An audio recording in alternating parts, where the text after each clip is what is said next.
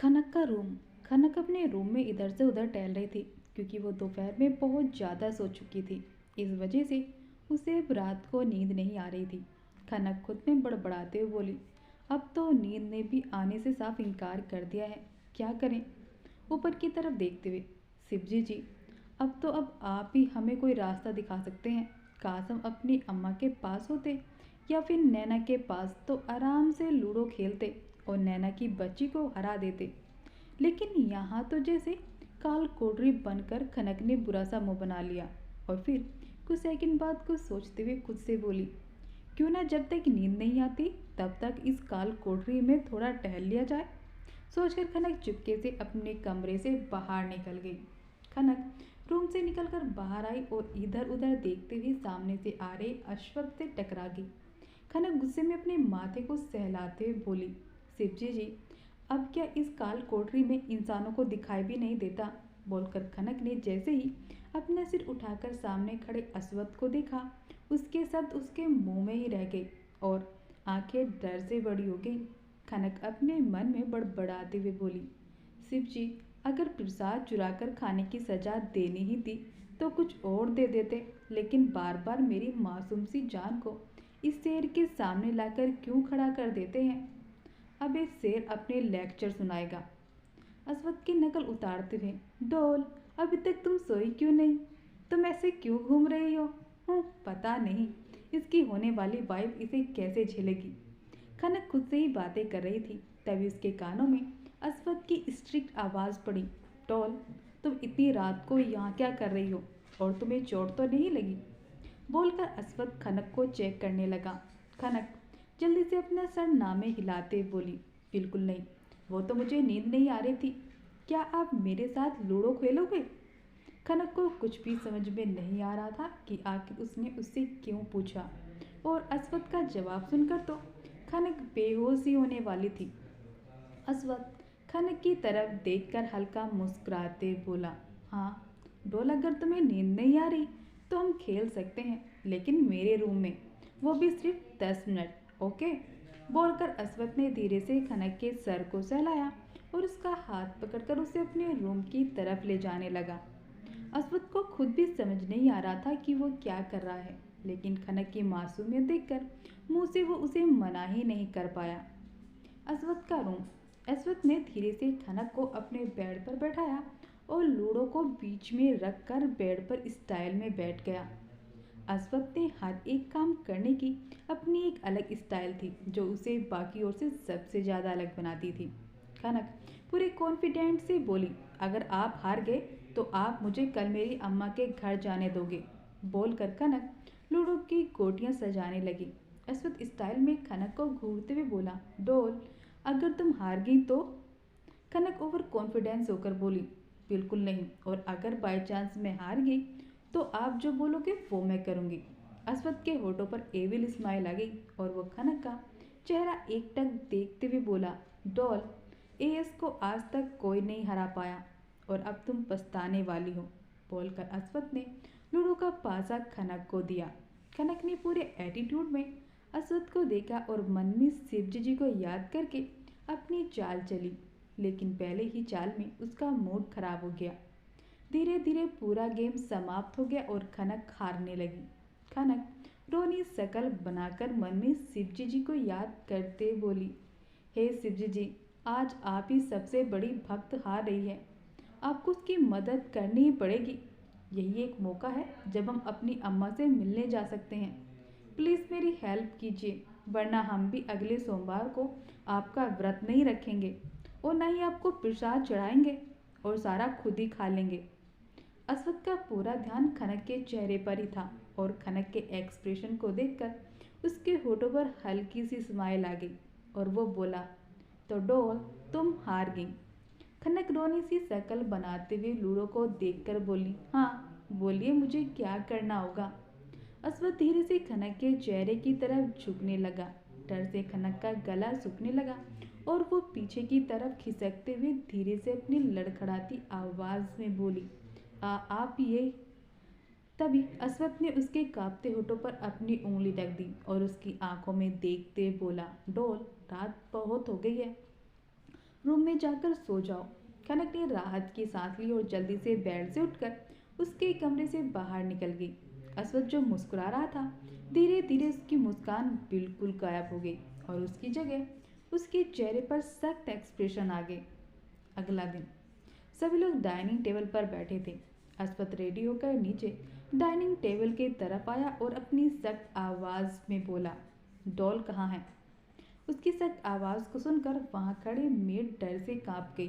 तभी काव्या मुस्कुराते हुए अस्वस्थ से बोली, आपकी डॉल आपको तभी मिलेगी ना जब वो होगी। वो तो सुबह सुबह ही अपनी अम्मा से मिलने चली गई। अस्वद की आंखें गुस्से से लाल हो गईं और वो अपने मन में बोला, डॉल ये तुमने बिल्कुल अच्छा नहीं किया और अब इसकी सजा भुगतने के लिए तुम तैयार रहना। बोलकर अस्वद बिना ब्रेकफास्ट किए गुस्से में सिखावत मेंशन से बाहर निकल गया। वहीं दूसरी तरफ खनक के घर में 60 से 65 साल की एक बूढ़ी औरत तख्त पर लेटी थी। उसके माथे पर पट्टी बंधी थी और उस औरत के पास नैना बैठी थी। तभी तभी खनक किचन से आते हुए उस बूढ़ी औरत से बोली, अम्मा अब जल्दी से दवाई खा लीजिए ताकि आप बिल्कुल ठीक हो जाओ और आइंदा से आप कोई भी काम नहीं करेंगी। बोलकर खनक अम्मा के पास आई और अम्मा को उठाकर दवाई खिलाने लगी। नैना परेशान होते हुए खनक से बोली, तू बताकर तो आई है, वरना वो लोग तुझे काम से निकाल देंगे। अम्मा बता रही थी कि बहुत लोग हैं। खनक परेशान हो गई और धीरे से अपने मन में बोली, हे शिवजी जी, हम तो बिना बताए जल्दी जल्दी आ गए। आज तो हमारी वो लोग छुट्टी ही कर देंगे। बोलकर खनक ने अम्मा जी को देखा और झूठ मूठ मुस्कुराते हुए बोली, अम्मा तुम चिंता मत करो, तुम्हारी खनक तुम्हारे लिए कुछ भी कर जाएगी और अगर ज़्यादा ज़रूरत पड़ी तो मैं अपना कॉलेज छोड़ दूंगी, लेकिन तुम परेशान मत हो। खनक अपनी अम्मा को तो तसल्ली दे रही थी, लेकिन वो खुद बहुत ज़्यादा परेशान थी। वहीं असवद की गाड़ी चोल के ठीक सामने आकर रुकी।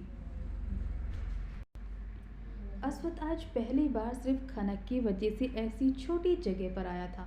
असवद गुस्से में खुद से बोला, डॉल आज सिर्फ तुम्हारी गलती की वजह से एएस को ऐसी गंदी जगह पर आना पड़ा जिसकी अब तुम भरपाई करोगी, वो भी सूद समेत। बोलकर असवद गुस्से में अपनी गाड़ी से बाहर निकला और अपना फ़ोन निकाल कर उसने खनक को कॉल की, लेकिन जाने के बावजूद भी कोई फ़ोन नहीं उठा रहा था। असवद का पारा बोर भी ज़्यादा हाई हो गया। वहीं चोल में खड़े सभी लोग असवद और उसकी महंगी गाड़ी को अजीब नज़रों से देख रहे थे, क्योंकि आज से पहले कभी भी उन्होंने ना ही इतने अमीर आदमी को देखा था और ना ही इतनी महंगी गाड़ी को। अंदर खनक अपनी अम्मा के पास बैठ गई और धीरे धीरे उनका सर सहलाते हुए बोली, अम्मा अब आप जल्दी से ठीक हो जाइए, फिर मैं आप और नैना खूब मस्ती करेंगे। अम्मा नम आंखों से खनक से माफ़ी मांगते हुए बोली,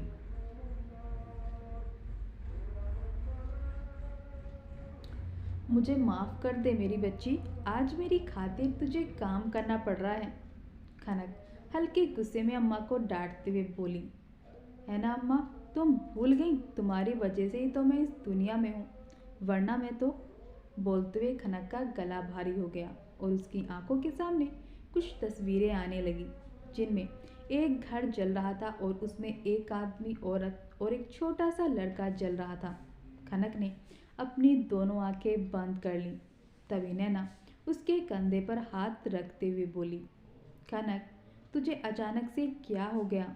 खनक ने जल्दी से अपनी नम आंखों को साफ किया और मुस्कुराते हुए बोली, कुछ नहीं।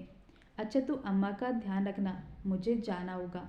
बोलकर खनक उठकर खड़ी हो गई और अपने कपड़े सही करने लगी। तभी उसकी नज़र दरवाजे पर खड़े शख्स पर गई और बाकी लोग भी की भी नज़र खनक हल्का डरते हुए उस शख्स से बोली, आप यहाँ? असवद ने कोई जवाब नहीं दिया और अंदर आकर धीरे से खनक का हाथ कसकर पकड़ लिया। अम्मा हल्का मुस्कुराकर असवद की तरफ देखते हुए बोली, छोटे मालिक आप यहाँ आइए बैठिए। खनक की तरफ देखकर, तू खड़ी खड़ी क्या कर रही है, जा जल्दी से चाय नाश्ता लेकर आ। नैना जल्दी से अपना सर हाँ में हिलाते हुए किचन में चली गई। असवद बिना उनकी तरफ देखे खनक से गुस्से में बोला, डोल, अब तुम्हारी इतनी हिम्मत हो गई कि तुम अपनी मर्जी से बिना किसी को बताए यहाँ तक आ गई। खनक की आंखों में आंसू आ गए, लेकिन वो अपने आंसू छुपाकर अम्मा की तरफ देखकर झूठ मूठ मुस्कुराते हुए बोली, अम्मा, अपना ख्याल रखना, मैं चलती हूँ। बोलकर खनक ने डरते हुए अस्वद की तरफ देखा और धीरे से बोली, चलें। अस्वद ने गुस्से में खनक का हाथ और भी टाइट पकड़ लिया और गुस्से में खनक को लेकर बाहर निकल गया। अस्वद ने गाड़ी का दरवाज़ा खोलकर खनक को आगे सीट पर बैठाया और खुद भी आकर ड्राइविंग सीट पर बैठ गया। इस वक्त उसके चेहरे पर किसी भी प्रकार के कोई एक्सप्रेशन नहीं थे। खनक डरते हुए मन में शिवजी जी को याद कर रही थी और अपनी उंगलियों को आपस में फंसाते हुए धीरे से अस्वद से बोली, आई एम सॉरी, मैं आपको बिना बताए चली आई, लेकिन मेरी अम्मा। तभी अस्वद ने खनक की तरफ देखा। खनक ने जल्दी से अपने मुंह पर हाथ रख लिया और अपनी पलकें झपकाते हुए अस्वद को देखने लगी, जिसमें वो बहुत ज़्यादा मासूम लग रही थी।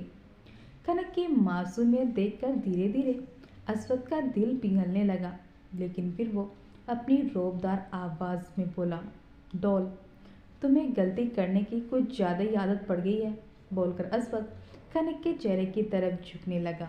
डर से खनक के प्राण सूखने लगे और वो अपने मन में बोली, जब देखो शेर बाबा मुझ पर अटैक करने के लिए ही तैयार रहते हैं, अब तो कहीं बचकर जा भी नहीं सकती।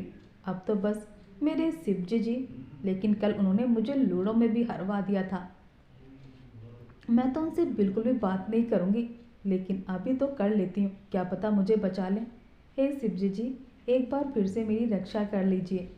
बोलकर खनक ने डर से अपनी आंखें बंद कर ली, क्योंकि उसे लग रहा था कि इस वक्त गुस्से में उसे फिर से किस करेगा। लेकिन तभी कनक को कुछ महसूस हुआ। उसने झटके से अपनी आंखें खोल दी तो देखा अस्वद उसके ऊपर झुका हुआ उसकी सीट बेल्ट लगा रहा था। अस्वद खनक का चेहरा देखते हुए स्ट्रिक्ट आवाज में बोला, डॉल, गलती के साथ लापरवाही करने की भी आदत हो गई है तुम्हें। बोलकर अस्वद सही से बैठ गया और उसने गाड़ी स्टार्ट कर दी। अस्वद की गाड़ी के जाने के तुरंत बाद एक आदमी जो वहीं पर छुपा था, उसने अपना फ़ोन निकालकर किसी को कॉल किया और बोला, जैसे आपने फ़ोटो भेजी थी, मैंने अभी उसी लड़की को देखा, वो अभी किसी लड़के के साथ निकली है। बोलकर आदमी ने फ़ोन कट कर दिया और वहाँ से निकल गया। दूसरी तरफ से एक आदमी शराब पीते हुए अपने फ़ोन में किसी की फ़ोटो देख रहा था। वो आदमी फ़ोटो पर किस करते हुए नशे में बोला, मेरी जान, पहले बार तो तुम्हारी माँ ने तुम्हें बचा लिया, लेकिन अब कौन बचाएगा। बोलकर वो आदमी जोर जोर से हंसने लगा और उसकी हंसी काफ़ी डरावनी लग रही थी। सिखावत विला। अस्वद खनक का हाथ पकड़े विला के अंदर आया और सबको इग्नोर करते हुए अपने कमरे में चला गया। काव्या गुस्से में उन दोनों को जाते हुए देख रही थी। काव्या गुस्से में अपने दांत पीसते हुए मन में बोली, ये दो कोड़ी की लड़की बिना बताए अपनी फैमिली से मिलने चली गई, और भाई अब इसे निकालने के लिए कुछ ऐसा करना पड़ेगा जिससे भाई उसे दो कोड़ी के नौकरानी को खुद ही इस घर से निकाल दे। बोलते हुए काव्या के होठों पर खतरनाक सी मुस्कुराहट आ गई। अस्वद का रूम। अस्वद खनक का हाथ पकड़कर रूम में लाया और सीधे बाथरूम का दरवाज़ा खोलकर उसमें घुस गया। खनक इधर उधर देखते हुए घबराकर अस्वद से बोली, मैं वो। तभी अस्वद ने खनक को शावर के नीचे खड़ा कर दिया और शावर को ऑन करते हुए गुस्से में खनक से बोला, डॉल, मुझे तुम्हारी बॉडी पर अपने अलावा किसी और का टच पसंद नहीं, so quickly clean your body. बोलकर अस्वद ने शावर बंद कर दिया। खनक की आंखों में आंसू आ गए, लेकिन वो अपने आंसू साफ करके हल्के गुस्से में अस्वद की तरफ देखते हुए बोली, वो कोई और नहीं, मेरी अम्मा। तभी अस्वद ने गुस्से में खनक की बाजू को कस के पकड़कर अपने करीब कर लिया और उसकी आंखों में देखते हुए गुस्से में बोला, डॉल, जो भी है और जो बोला है वो करो, और अगर तुम्हें कोई प्रॉब्लम है तो मुझे कोई प्रॉब्लम नहीं। बोलकर अस्वद अपना हाथ खनक की पीठ की तरफ ले जाने लगा। खनक ने कसकर अपनी आंखें बंद कर ली। उसकी आंखों से आंसू गिरने लगे। अस्वद ने गुस्से में अपना हाथ साइड दीवार पर मार दिया, जिससे उसके हाथ से खून निकलने लगा। आवाज़ सुनकर खनक ने झटके से अपनी आंखें खोल दी। तभी अस्वद गुस्से में अपने दांत पीसते हुए बोला, डॉल, मैं बाहर जा रहा हूँ, तब तक तुम अपनी बॉडी को अच्छे से क्लीन कर लेना। और हाँ, बोलकर अस्वथ ने खनक को कमर से पकड़कर अपने करीब कर लिया और उसकी आंखों में आंखें डालकर देखते हुए गुस्से में बोला, आज के बाद तुम कभी भी ऐसी ड्रेस नहीं पहनोगी जिससे तुम्हारी बॉडी थोड़ी सी भी किसी को नजर आए। खनक कन्फ्यूजन से अस्वथ को देखने लगी। तभी अस्वथ एविल स्माइल करते हुए खनक का एक गाल थपथपाते हुए बोला, डोल, मैं बाहर जा रहा हूँ, क्लीन करो। बोलकर अस्वथ वॉशरूम से बाहर चला गया। खनक अभी भी डोर की तरफ देख रही थी। अस्वथ के जाने के बाद खनक ने राहत की सांस ली और अपनी बॉडी को देखा और भी वो शावर ऑन करके उसके नीचे खड़ी होगी। अस्वथ रूम से बाहर निकल गया। कुछ मिनट बाद अस्वथ खाने की प्लेट लेकर उसके रूम में आया। अस्वथ ने खाने की प्लेट को कॉफ़ी टेबल पर रख दिया और खनक को आवाज़ देते हुए बोला, डोल। खनक जो शावर के नीचे खड़ी थी अचानक ही अस्वथ की आवाज़ सुनकर हड़बड़ा गई और जल्दी से शावर बंद करते हुए बोली, जी। बाहर से अस्वथ की गुस्से से भरी आवाज़ आई, डोल, बाहर आओ। खनक अंदर से अपना सर नामे हिलाते बोली, नहीं, मैं नहीं आऊँगी, पहले मुझे कपड़े दीजिए। अस्वथ ने अपनी दोनों आंखें बंद की और गहरी सांस लेते हुए खनक को आवाज़ देकर बोला, डोल, अंदर बाथरूम है, उसे पहन कर आ जाओ। खनक जल्दी से मना करते बोली, मुझे वो नहीं, मेरे कपड़े चाहिए। अस्वथ को अब बहुत तेज गुस्सा आने लगा था। अस्वथ गुस्से में वॉशरूम के गेट के पास आया और खनक को वार्निंग देते हुए बोला, डोल, जल्दी से इसे पहनकर बाहर आओ वरना मैं अंदर आ जाऊंगा। खनक बहुत ज़्यादा डर गई और उसने बिना बहस के जल्दी से बाथरूम पहन लिया और धीरे से बाथरूम का दरवाज़ा खोला। अस्वथ की नज़र खनक पर गई जो अपना सर झुकाए खड़ी, जिसमें वो और भी ज़्यादा मासूम लग रही थी। अस्वथ ने एक नज़र खनक को ऊपर से नीचे देखा और उस वाइट कलर के बाथरूम में खनक के गोरे पैर साफ नजर आ रहे थे। गीले बालों में टपकते पानी खनक के चेहरे से होते हुए उसके गले से नीचे सरक रहा था। खनक को ऐसे देखकर अस्वथ का गला सूखने लगा, लेकिन उसने खुद को कंट्रोल किया और खनक को अपनी गोद में उठा लिया। उसके इस अचानक एक्शन पर खनक घबरा गई और जल्दी से खुद को छुड़ाते हुए बोली, मुझे नीचे उतारिए। अस्वथ ने खनक को धीरे से बेड पर बैठा दिया और सामने खाने की प्लेट करते बोला, डॉल, तुम्हें भूख लगी होगी ना, खाना खाओ।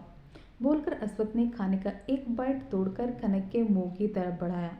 खनक जल्दी से उसे मना करते बोली, नहीं, मुझे बिल्कुल भी भूख नहीं है, मुझे तो बस मेरी अम्मा के पास जाना है, उनके पास जाना है, उनके पास रहना है, उनकी बहुत सारी सेवा करनी है ताकि वो जल्दी से ठीक हो जाएं।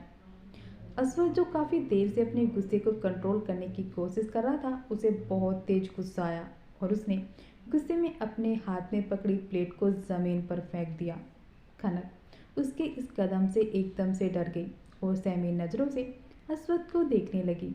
अस्वथ खनक के बालों को अपनी मुट्ठी में भरकर उसकी आंखों में देखते हुए गुस्से से बोला, डोल, 1000 बार बोल चुका हूँ कि तुम कहीं नहीं जाओगी और कभी भी नहीं जाओगी। दर्द से खनक की आंखों में आंसू आ गए और वो बालों को छुड़ाते हुए बोली, शिवजी जी, दर्द हो रहा है। बोलते हुए खनक की आंखों से आंसू बहने लगे। अस्वथ ने खनक के बालों को छोड़ दिया और अपनी आंखें बंद करके अपने गुस्से को शांत करते हुए खनक से बोला, डोल, तुम चाहती हो कि तुम्हारी अम्मा का इलाज हो जाए और वो बिल्कुल ठीक हो जाए। खनक ने जल्दी से अपना सर हाँ में हिला दिया। अस्वथ के होठों पर एविल स्माइल आ गई और वो गाल पर हाथ रखते हुए बोला, डोल, तुम्हारी मोम का इलाज भी हो जाएगा और मैं उन्हें एक अच्छे से बड़े घर में शिफ्ट भी करवा दूंगा, जहाँ बहुत सारे नौकर होंगे जो तुम्हारी मोम का बहुत अच्छे से ध्यान रखेंगे। और तुम भी फिक्र मत करो, तुम्हारे कॉलेज की जितनी भी फीस है मैं सब भर दूंगा, लेकिन बस तुम्हें मेरी बात माननी होगी। मैं सब कुछ कर दूंगा। सोचो, तुम्हारे बिना तुम्हारी मोम भी ठीक हो जाएगी और तुम्हारी कॉलेज की फीस भी सबमिट हो जाएगी और फिर तुम आराम से कॉलेज भी जाओगी। सोचो, तुम्हारी अम्मा कितनी खुश हो जाएगी और तुम्हारी वजह से उन्हें कितना आराम हो जाएगा। खनक अपनी अम्मा के बारे में सोचकर जल्दी से अपना सर हाँ में हिलाते हुए मासूमियत से बोली, लेकिन आपको छोटी उंगली आगे करते हुए, लेकिन आपको मुझसे पिंकी प्रॉमिस करना होगा कि आप मेरी सारी प्रॉब्लम सॉल्व कर देंगे, बोलकर खनक दुनिया भर की मासूमियत भरी आंखों से अस्वद को देखने लगी। अस्वद के होठों पर तिरछी मुस्कुराहट आ गई और वो खनक का चेहरा देखते हुए उसकी छोटी उंगली से अपनी उंगली मिलाते बोला, डॉल प्रॉमिस। खनक की स्माइल और भी ज़्यादा बड़ी हो गई और वो अपने मन में शिवजी जी का धन्यवाद करते बोली, थैंक यू शिवजी जी साहब, बहुत अच्छे हैं। अब मेरी अम्मा का इलाज भी हो जाएगा और हमें बहुत अच्छा घर भी मिल जाएगा। ये सुनकर अम्मा कितनी खुश हो जाएगी। अस्वद खनक को इस तरह मुस्कुराते हुए देखकर अपने मन में बोला, डॉल तुम कितनी मासूम हो और ये मासूमियत सिर्फ मेरी है, एएस की। बोलते हुए अस्वद के होठों पर तिरछी मुस्कुराहट आ गई। वहीं दूसरी तरफ शांति अम्मा के घर में एक आदमी सोफे पर बैठा था। आदमी अम्मा की तरफ देखते हुए हल्का मुस्कुराकर बोला, अब वक्त आ गया है खनक को मेरे पास वापस भेजने का। उसका होने वाला पति उसे लेने आया है। अम्मा के साथ साथ नैना भी हैरानी से उस आदमी को देखने लगी। नैना गुस्से में उस आदमी पर चिल्लाते बोली, क्या बकवास कर रहे हो तुम खनक के पति कैसे हो सकते हो जब उसकी शादी ही नहीं हुई। आदमी ने अपने साथ खड़े आदमी को इशारा किया। अपने बॉस का इशारा समझकर उस आदमी ने कुछ कागज और फोटोज निकाली और सोफे पर बैठे अपने मालिक को दे दी। आदमी और नैना की फोटो और पेपर दिखाते हुए बोला, मेरी और खनक की शादी बचपन में ही तय हो गई थी। खनक के पापा सिराज मल्होत्रा और मेरे पापा बचपन के दोस्त थे, इसलिए हम दोनों की बचपन में ही शादी तय हो गई थी। लेकिन उसके बाद वो हादसा हम सभी को लगा कि खनक मर गई, लेकिन भगवान की कृपा तो देखो कि उन्होंने मेरी खनक को बचा लिया और कुछ दिनों बाद मैं अपनी होने वाली बीवी को अपने साथ ले जाऊंगा। तब तक आप लोग शादी की तैयारियां कर लीजिए, बोलकर वो आदमी सोफे से उठकर अपने आदमी के साथ बाहर चला गया। नैना परेशान होते हुए अम्मा से बोली, अम्मा हम खनक को क्या बताएंगे और कैसे बताएंगे। अम्मा नम आंखों से नैना की तरफ देखते हुए बोली, पर मेरी बच्ची उस मासूम बच्ची को बताना तो पड़ेगा, हम उसे ये सच नहीं छुपा सकते। नैना नम आंखों से अम्मा की तरफ देखते हुए बोली, लेकिन अम्मा खनक की उम्र ही क्या है और हम लोग कैसे बिना जाने पहचाने उसकी शादी कर सकते हैं। शादी तो बचपन में तय हुई थी ना, लेकिन अब तो खनक बड़ी हो गई और अगर उसके दिल में कोई हुआ तो। नहीं अम्मा, हम कैसे खनक की शादी कर सकते हैं, मैं नहीं रह सकती उसके बिना। इतना बोलकर नैना रोते हुए अपने कमरे में भाग गई। शेखावत विला, रात का वक्त। सभी लोग डिनर करके अपने अपने कमरे में चले गए थे। अस्वद ने डिनर नहीं किया था क्योंकि वो स्टडी रूम में अपना काम कर रहा था। खनक डिनर करके अपने रूम की तरफ जा रही थी, तभी किसी ने पीछे से उसका हाथ पकड़ लिया। खनक ने अपना सर घुमाकर सामने देखा तो डर से उसका गला सूखने लगा। वो अपनी लड़खड़ाती आवाज में बोली, आप। अस्वद खनक के गाल पर हाथ रखते हुए बोला, डॉल डिनर कर लिया। खनक ने धीरे से अपना सर हाँ में हिला दिया। अस्वद के होठों पर हल्की सी मुस्कुराहट आ गई और वो खनक से बोला, डॉल गुड, तुम्हें याद है मैंने क्या कहा था। बोलते अस्वद ने खनक को अपनी ओर करीब कर लिया। खनक के दिल की धड़कन अचानक से काफी तेज हो गई और वो अपनी कांपती आवाज में बोली, हाँ वो आपने कहा था कि अगर मैं अपनी सारी बात मानती हूँ तो आप। तभी अस्वद खनक की बात बीच में काटते हुए बोला, डॉल then you will listen to me. तो क्या डिसाइड किया डॉल। बोलकर अस्वद ने अपने दोनों हाथ खनक की कमर पर रख लिए और उसकी आंखों में देखने लगा। खनक अपनी नज़र झुकाते हुए धीरे से बोली, मैं आपकी सारी बात मानूंगी। बोलकर खनक ने अपनी नजरें उठाकर अस्वद का चेहरा देखा। अस्वद के होठों पर विनर की स्माइल आ गई और वो खनक की कमर को छोड़कर उसका हाथ पकड़ते बोला, डॉल लेट्स गो। खनक को कुछ समझ आता इससे पहले ही अस्वद खनक को अपने रूम में लेकर आया। उसका हाथ छोड़कर रूम का डोर बंद करने लगा। डर से खनक की जान निकलने लगी और वो अस्वद को देखते हुए अपने मन में बोली, हे शिवजी जी, कि ये मेरी बलि तो नहीं देने वाले। रोनी शकल बनाते हुए अभी तो मेरे एजी ओजी के भी दर्शन नहीं हुए और ना ही उन्होंने मेरे साथ डीडीएलजे देखी। मेरे तो सारे सपने ही अधूरे रह गए। नहीं शिव जी, आप अपनी भक्त के साथ ऐसा नहीं कर सकते। कम से कम मरने से पहले मुझे मेरे एजी ओजी के दर्शन तो करवा देते। कनक शिव जी से बात कर रही थी, तभी उसके कानों में अस्वथ की आवाज़ पड़ी, टोल। कनक ने धीरे से अपना चेहरा उठाकर अस्वथ को देखा और डर से अपने कदम पीछे लेते हुए बोली, देखो। खनक को इतना ज़्यादा डर लग रहा था कि उसके मुंह से कुछ निकल भी नहीं रहा था। खनक को ऐसे डरा हुआ देखकर अस्वथ उसकी तरफ अपने कदम बढ़ाकर उसे और डराते हुए बोला, डॉल, तुम्हें पता है इस रूम में बहुत सारे भूत हैं। भूत का नाम सुनकर खनक एकदम से चीख पड़ी और जल्दी से भागकर अस्वथ के सीने से चिपक गई और डरते बोली, आप प्लीज़ भूत को भगा दो। आप तो देखने में भूत से भी बहुत डरावने हो। आपको देखकर तो भूत भी डर जाती होगी और फिर भूत डर से भाग जाएंगे। आप भगा दो ना, बोलकर खनक और भी ज़्यादा अस्वथ के सीने से चिपक गई। अस्वथ के होठों पर टेबल स्माइल आ गई और वो खनक को खुद से बिल्कुल सटाते बोला, ओके डॉल, अगर तुम मेरे पास होगी तो तुम्हारे पास भूत नहीं आएंगे। खनक अस्वथ के सीने में अपना सर और भी ज़्यादा घुसाकर रोते बोली, मुझे भूतों से बहुत डर लगता है, प्लीज़ प्लीज़, वो मुझे बहुत मारेंगे, बोलकर खनक जोर जोर से रोने लगी। खनक की पूरी बॉडी डर से कांप रही थी। अस्वथ ने खनक के कंधों को पकड़कर उसे खुद से अलग किया। रोने की आवाज़ से खनक का पूरा चेहरा लाल हो गया था, यहाँ तक कि उसकी नाक भी, और उसकी बॉडी अभी भी कांप रही थी। खनक को ऐसी हालत में देखकर अस्वथ का चेहरा गुस्से से लाल हो गया। उसने धीरे से खनक को अपनी गोद में उठा लिया। खनक ने अस्वथ की शर्ट को अपनी मुट्ठी में कस लिया और उसके सीने में अपना सर घुसा लिया। अस्वथ ने धीरे से खनक को बेड पर लेटाया तो खनक जल्दी से उठकर बैठ गई और रोते बोली, भूत भूत, वो आ गया, वो आ जाएगा और फिर मुझे बहुत मारेगा, वो बहुत मारता है।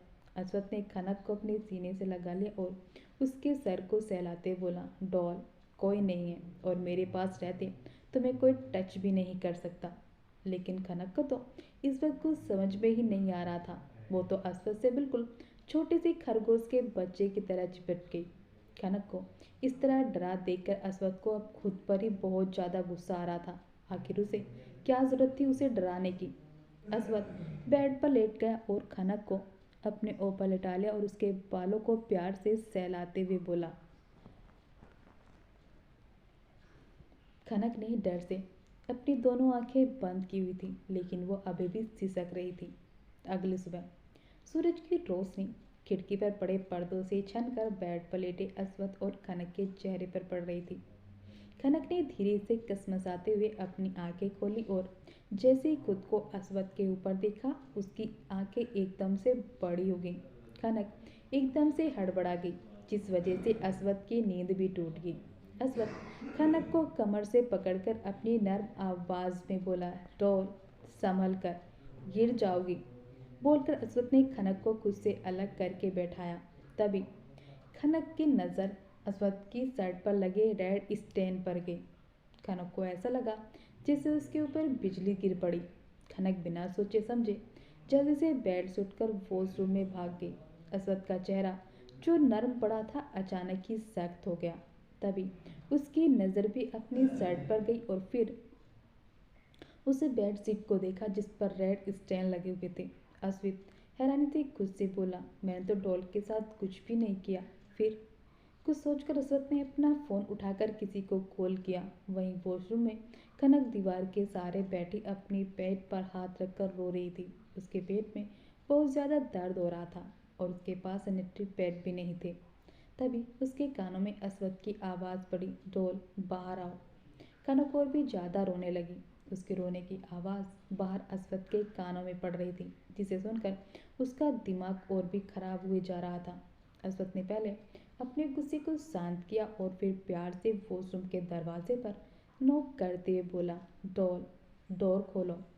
कनक अंदर से रोते बोली, आई एम सॉरी, तभी अस्वद उसकी बात बीच में काटते हुए प्यार से बोला, डॉल, तुम मेरी डॉल हो, चलो बाहर आओ।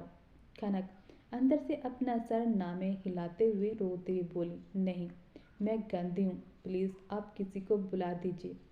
अस्वद ने बिना देर के वॉशरूम का दरवाज़ा खोला और खनक के पास आकर उसे अपनी बाहों में उठाकर रूम में लाकर बेड पर बिठा दिया। अस्वद ने पहले ही बेडशीट को चेंज कर दिया। खनक शर्म से अपनी नजरें झुकाए बैठी थी।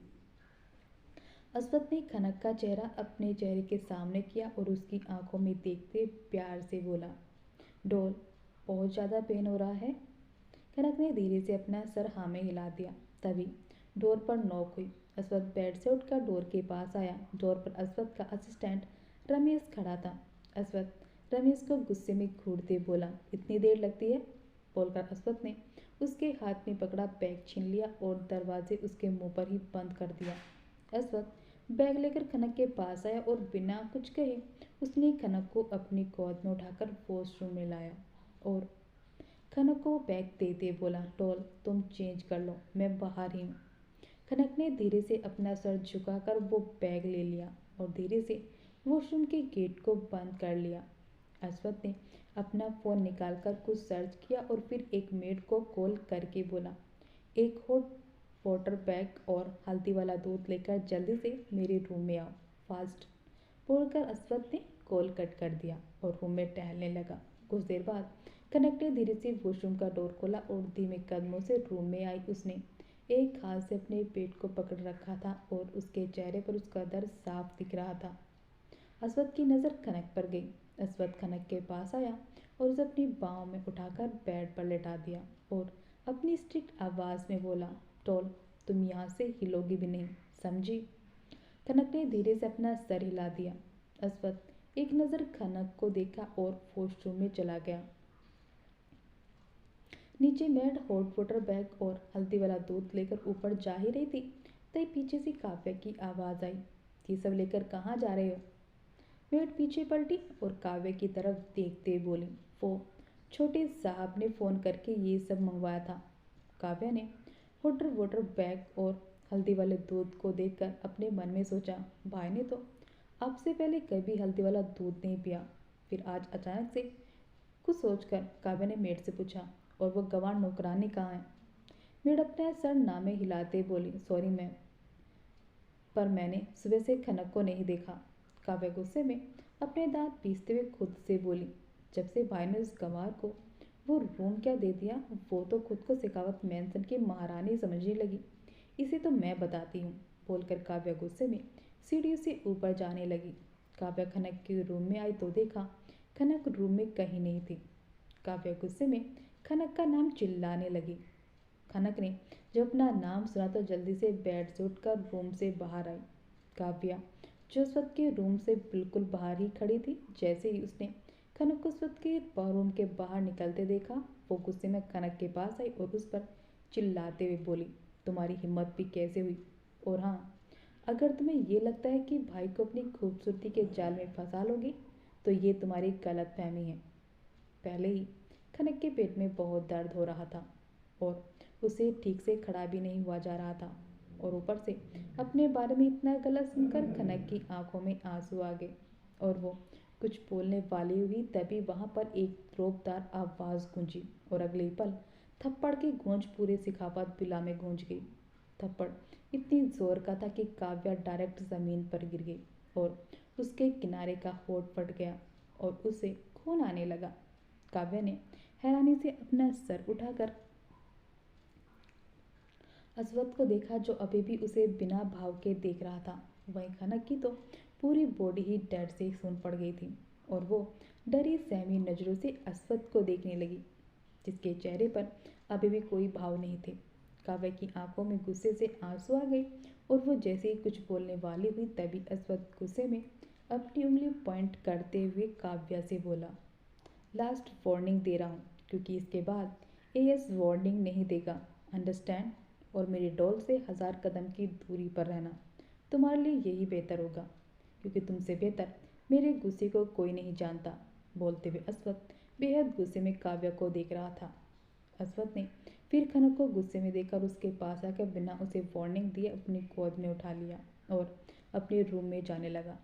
काव्या अभी भी गुस्से में अपने गाल पर हाथ रखे सामने देख रही थी, जहाँ से अभी अश्वत्थ खनक को अपनी गोद में उठाकर ले गया था।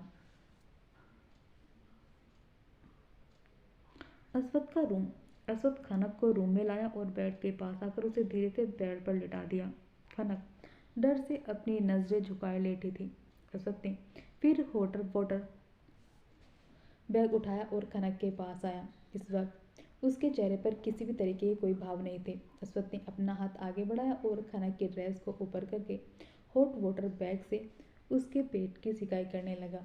खनक को इस वक्त बहुत ज़्यादा दर्द हो रहा था, इसलिए उसने भी कुछ नहीं कहा और वो इतनी बेवकूफ़ नहीं थी जो वो अश्वत्थ को कुछ बोलकर उसके गुस्से को और भड़का दे।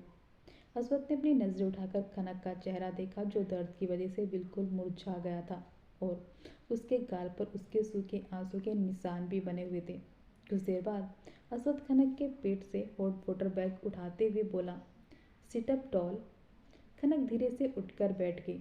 अश्वत्थ ने गिलास का दूध उठाकर धीरे से खनक के मुंह से लगा दिया। खनक को बचपन से दूध बिल्कुल पसंद नहीं था, लेकिन आज वो बिना कुछ कहे दूध पीने लगी। खनक दूध पीते हुए कभी कभी अपनी नज़र उठाकर अश्वत्थ को देख रही थी, जिसके चेहरे पर किसी भी तरीके के कोई भाव नहीं थे। कुछ ही देर बाद खनक ने दूध का गिलास खाली कर दिया और धीरे से अश्वत्थ से बोली, हो गया।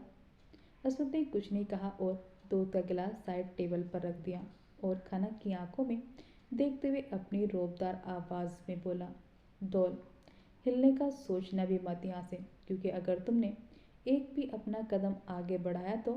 बोलकर खनक कुछ सेकंड रुका और खनक के करीब आकर उसकी पतली कमर पर अपने दोनों हाथ डालकर उसके बालों में अपना सर घुसाते हुए धीरे से बोला, डॉल, तुम्हारा एक कदम मुझे तुम्हारे और करीब ले आएगा, इसलिए सोच समझकर अपना कदम बढ़ाना।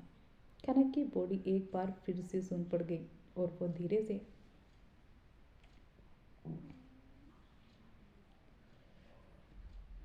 अपनी कांपती हुई आवाज़ में बोली, मैं मतलब। अश्वत्थ अपना चेहरा खनक के सामने लाते हुए उसकी आंखों में देखते हुए हल्का हंसकर बोला, डॉल, मतलब। बोलकर अश्वत्थ कुछ सेकंड रुका और फिर धीरे से खनक के सर पर टपली मारते बोला, डॉल, तुम बहुत छोटी हो और उससे भी छोटा है तुम्हारा दिमाग। ज़्यादा मत चलाओ वरना ब्लास्ट हो जाएगा। खनक ने गुस्से में अपना मुंह बना लिया और अपना चेहरा दूसरी तरफ घुमाते हुए धीरे से बोली, हमारे शिवजी जी ने मुझे बहुत ज़्यादा दिमाग दिया है, इसलिए तो मेरी अम्मा मुझे दिमाग रानी बुलाती है। और आपको पता है। बोलते हुए खनक ने अश्वत्थ की तरफ देखा और धीरे से बोली, और आपको पता है, मेरी अम्मा मुझे दिमागनी खिलाती थी ताकि मेरा दिमाग बहुत तेज हो जाए। लेकिन फिर आपको पता है। लेकिन खनक मुस्कुराते हुए अश्वत्थ का चेहरा देखने लगी। अश्वत्थ हल्का मुस्कुराते हुए खनक से बोला,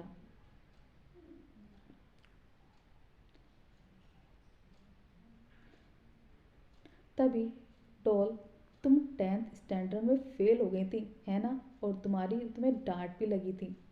अपनी सच्चाई सुनकर खनक के चेहरे का रंग फीका पड़ गया और वो जल्दी से अपनी नज़रें इधर उधर करते बोली, वो तो मेरी टीचर को कुछ आता ही नहीं था। इसमें मेरी क्या गलती जब मेरे टीचर को ही पढ़ाना नहीं आता था। अश्वत्थ के होठों की स्माइल और भी ज़्यादा बड़ी हो गई और वो तिरछा मुस्कुराते हुए खनक से बोला, डोल, आज से मैं तुम्हारा टीचर हूँ, मैं तुम्हें पढ़ाऊँगा। खनक की आंखें हैरानी से और भी ज़्यादा बड़ी हो गईं। तभी अश्वत्थ खनक का चेहरा अपनी तरफ करके उसके होठों पर झुकते हुए बोला, डोल, एक गलती पर एक किस और 100 गलती पर 100 किस। खनक बेचारी ये सुनकर तो लगभग बेहोश होते होते ही बची।